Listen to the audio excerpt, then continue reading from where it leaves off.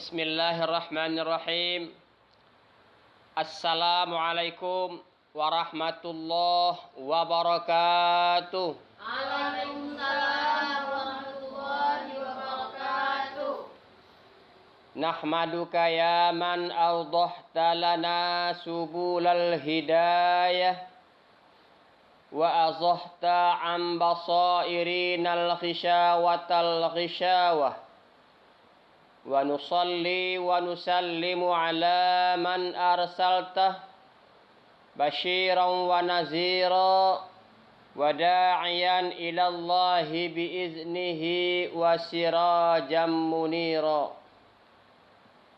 Ashhadu an la ilaha illallah wahdahu la syarika lah wa ashhadu anna Muhammadan abduhu wa rasuluh la nabiyya ba'dah.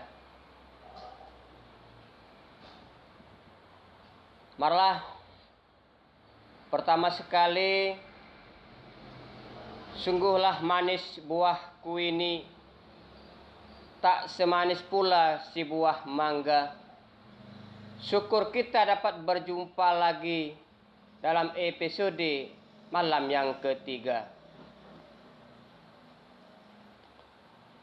Marilah sama-sama kita bersyukur kepada Allah Subhanahu wa Ta'ala atas segala limpah rahmat dan karunia-Nya, sehingga kita pada malam hari yang berbahagia ini kita dapat sama-sama dipertemukan oleh Allah Subhanahu wa Ta'ala. Mudah-mudahan pertemuan kita pada malam ini akan diberikan oleh Allah Subhanahu wa Ta'ala keberkahan ilmu, keberkahan amal, sehingga ilmu dan amal yang telah kita amalkan akan kelak menjadi manfaat untuk kita setelah kita berpulang ke rahmatullah. Asam gelugur dibelah-belah, asam belimbing pula menjadi sunti. Setelah kita bersyukur kepada Allah, mari pula kita berselawat kepada Nabi. Selawat dan salam, sungguh tiada kata sanjungan yang paling indah melainkan kata sanjungan kepada baginda Nabi Muhammad sallallahu alaihi wasallam, yang mana beliau telah memperjuangkan agama Allah ini dengan mengorbankan harta benda, jiwa raga untuk tegaknya kalimat tauhid di alam bumi ini dengan kalimah la ilaha illallah Muhammadur Rasulullah. Para jamaah hadirin berbahagia, pada malam ini kita menyambung malam yang kedua kemarin tentang masalah takbiratul ihram. Kemudian dalam hukum takbiratul ihram itu ucapannya adalah wajib dan mengangkat tangan itu hukumnya sunnah. Kemarin pertanyaan kita adalah, apakah faedah mengangkat tangan sewaktu takbiratul ihram? Para jemaah hadirin yang berbahagia, faedah mengangkat tangan seperti ini adalah melambangkan kepada kita bahwa semua yang kita miliki di alam dunia ini maka hendaklah kita tinggalkan. Makanya dalam hal ini dikatakan mengecilkan yang besar dan membesarkan yang kecil. Apakah yang besar itu? Yang besar itu adalah alam semesta, harta benda, sanak dan keluarga. Itu semua yang nampak besar. Tapi manakala kita angkat tangan takbiratul ihram, ucapkanlah dengan kata-kata selamat tinggal wahai harta benda, selamat tinggal wahai sanak keluarga. Itulah dia mengecilkan yang besar dan membesarkan yang kecil. Apakah yang kecil kita besarkan? Allah Subhanahu wa Ta'ala. Kenapa? Allah itu tidak nampak oleh mata kita, dianggap kecil oleh pandangan kita. Tapi yakinlah Allah yang Maha Akbar, Allah yang Maha Besar. Ucapkanlah dengan angkat tangan Allahu Akbar, membesarkan yang kecil. Allah yang Maha Kuasa, Allah yang Maha Perkasa. Itulah faedah kenapa kita mengangkat tangan sewaktu takbiratul ihram. Para jemaah hadirin yang berbahagia, kita menyambung malam kemarin yang dikatakan oleh Nabi Isa alaihissalam. Nabi Isa mengatakan kepada kita, ad-dunya salah satu ayam. Hari itu terbahagi menjadi 3 hari. Yang pertama sudah kita bahas kemarin, yaitu amsi madha ma biyadika minhu syai'. Yang pertama adalah hari kemarin, yang mana hari kemarin itu sungguh tak akan pernah kembali lagi pada hari ini. Lan turja'al ayyamu allati madot. Sungguh tidak akan pernah kembali lagi hari yang lalu itu pada hari ini. Yang kedua adalah wa ghadan atadrakahu amla. Yang kedua adalah hari esok, dan kita sungguh tidak akan pernah tahu apakah esok hari kita akan masih hidup seperti hari ini. Itu semuanya rahasia Allah Subhanahu wa taala. Apa yang direncanakan Allah pada hari esok sungguh kita tidak akan pernah tahu. Mungkin kita bercita-cita akan pergi dan segala macam hal itu, tapi itu cuma hanya rencana manusia. Al-insanu bitafkiri wallahu bitaqdiri. Manusia yang punya rencana, tapi Allah lah yang menentukan hal itu semua. Ma yasha'uhu ta'ala mimma la ya'lamahul abdu. Apa-apa yang dibuat oleh Allah Subhanahu wa taala, maka itu kehendak Allah, dan seorang manusia pun tidak akan tahu apa yang akan diperbuat oleh Allah pada esok harinya. Para jemaah hadirin yang berbahagia, oleh karena itu hari-hari yang indah itu adalah hari-hari yang telah berlalu, sementara hari esok merupakan adalah hari-hari yang bertekak-teki. Apakah kita besok akan selamat ataupun kita akan sengsara? Oleh karena itu, banyak-banyaklah kita berdoa kepada Allah Subhanahu wa taala agar pada hari-hari esok, hari-hari selanjutnya, Allah berikan kepada kita keimanan, keselamatan, supaya kita dapat beramal ibadah kepada Allah Subhanahu wa taala. Kemudian yang ketiga adalah wa yaumun anta fihi fahtanimhu. Yang ketiga adalah hari ini. Fahtanimhu, maka kejarlah apa yang dapat kita kerjakan pada hari ini. Jangan sampai kita tunda untuk esok hari dan selanjutnya. La tu'ajjil ilal ghaddi ma yumkinuka ilal ghaddi. Janganlah kamu tunda apa yang dapat kamu kerjakan pada hari ini untuk pada hari esok.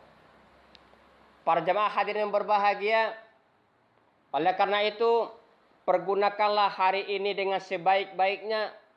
Apa yang kita buat dapat kita buat. Apa yang dapat kita amalkan. Agar supaya apa yang kita amalkan pada hari ini kiranya akan membuahkan hasil pada esok harinya. Para jemaah hadirin yang berbahagia, sebagai tausiah kita, mungkin kita padakan sampai di sini dulu. Ada pertanyaan para jemaah hadirin yang berbahagia, silakan.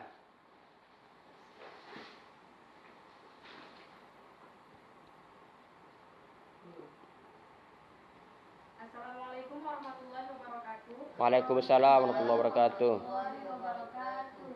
Izin bertanya Ustaz. Bagaimana hukum seorang laki-laki yang sudah bersedia menikah, sudah punya kesiapan dalam hal ekonomi, namun secara batin dan agama ia masih kurang? Bagaimana hukum seorang laki-laki tersebut menikah? Terima kasih. Pertanyaan pertama adalah bagaimanakah hukum seorang laki-laki yang sudah mampu untuk menikah, tentang ekonominya, tapi tentang agamanya seorang laki-laki itu belum mapan ataupun belum mampu. Maka hal ini bagi laki-laki itu tidak menjadi musti, ataupun perempuan tidak menjadi satu kewajiban masalah agama dan segala hal itu. Yang penting manakala seorang laki-laki itu telah mampu lahir dan batin untuk berumah tangga, maka seorang laki-laki itu wajib untuk berumah tangga. Kemudian masalah agama itu di lain jalurnya, bukan masalah pernikahan. Masalah agama itu diambil daripada segi kewajiban pribadinya.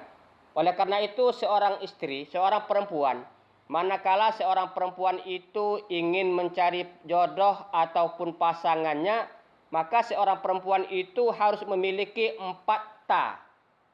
Syaratnya adalah 4 ta. Manakala yang 4 ini ada pada seorang laki-laki itu, maka seorang istri itu, seorang perempuan itu boleh memiliki di antaranya ini. Yang pertama, ta yang pertama adalah tampan untuk mencari jodoh. Tampan pertama sekali. Seorang perempuan melihat seorang suami itu, seorang laki-laki adalah pertama ketampanannya. Kenapa? Tampan itu perlu untuk supaya hati kita senang kepada laki-laki itu. Yang kedua adalah tajir ataupun punya harta benda. Setelah kita tahu itu orangnya tampan, kita tahu dia itu adalah orang yang punya harta benda. Dan yang ketiga adalah tahu silsilah. Orang manakah dia, siapakah keluarganya, bagaimana kehidupannya, maka itu juga harus kita ketahui supaya nanti setelah kita menikah tidak ada kata penyesalannya kepada diri kita. Dan yang keempat, ta adalah takwa. Kalimat takwa di sini itu mencakup keseluruhan amal perbuatan laki-laki tersebut. Taat kepada agama dan ngerti masalah kehidupan rumah tangga.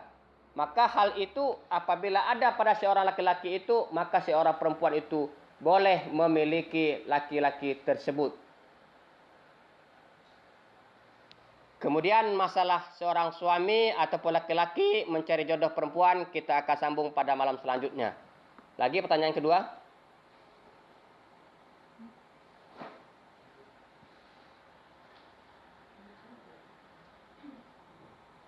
Pertanyaan selanjutnya Ustaz, bagaimana ciri-ciri calon suami atau istri yang baik menurut Islam?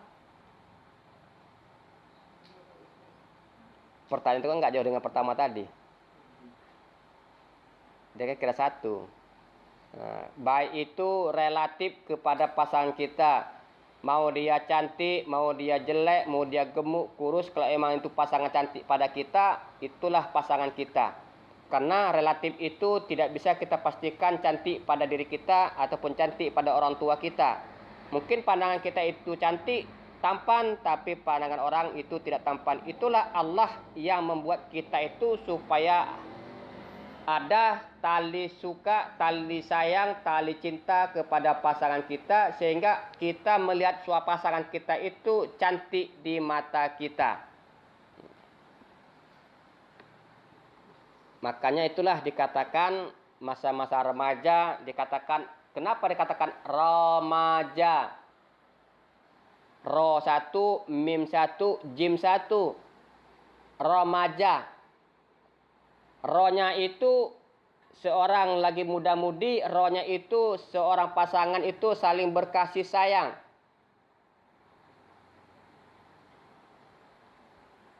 Timbul rasa cinta antara satu sama yang lain, itulah roh. Rohmah, kasih sayang antara laki-laki dengan perempuan. Yang kedua ada huruf mim. Mim itu adalah mamlukin, memiliki rasa cinta yang abadi kepada pasangannya.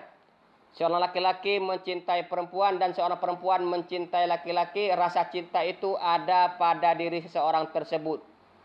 Yang ketiga ada huruf jim, yaitu jamilah ataupun jamil. Timbul rasa cantik di pasangan tersebut. Sekalipun dia hitam, tapi pandang kita cantik. Sekalipun dia jelek, pandangan kita cantik. Karena itulah, setiap orang yang sudah jatuh cinta, maka semua itu akan menjadi indah. Terima kasih. Pertanyaan ketiga. Selesai?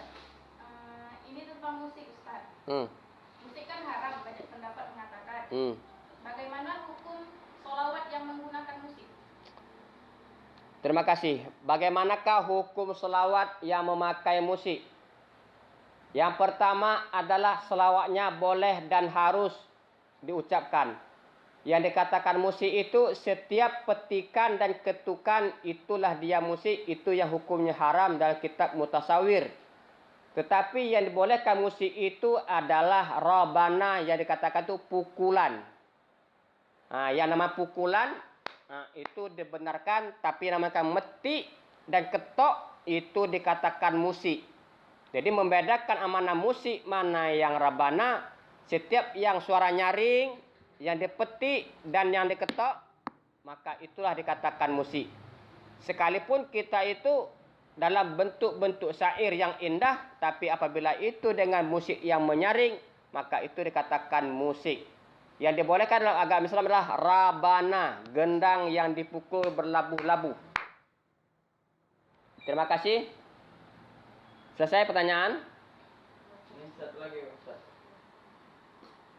Bagaimana urutan patuh bagi seorang suami terhadap orang tuanya dan mertuanya, dan bagaimana pula untuk sang istrinya? Nah, sekian, terima kasih. Seorang suami patuh kepada ibunya ataupun kepada orang tuanya. Sementara seorang suami itu telah memiliki seorang istri. Manakah batas patuh seorang suami kepada istri ataupun kepada orang tuanya?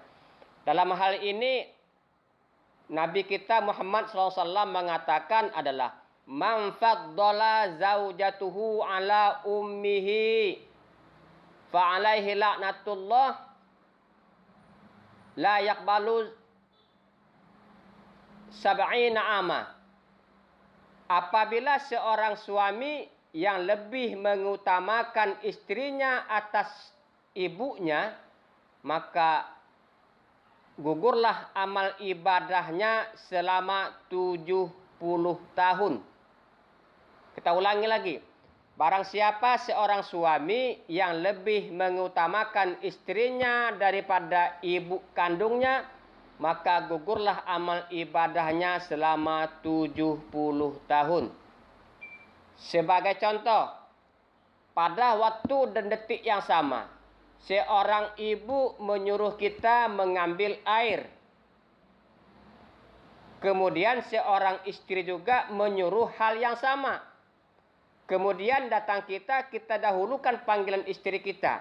Kita abaikan panggilan ibu kita. Kita ulangi. Kita turuti panggilan istri kita. Dan kita abaikan panggilan orang tua kita. Maka hal inilah termasuk orang suami yang durhaka kepada ibunya. Karena bagaimana?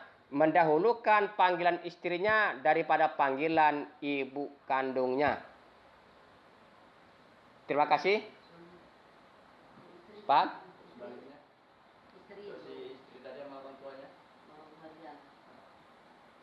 Seorang istri yang telah berumah tangga dengan suaminya, maka seorang istri itu wajib patuh kepada suaminya, tapi tidak menduakan ibu kandungnya.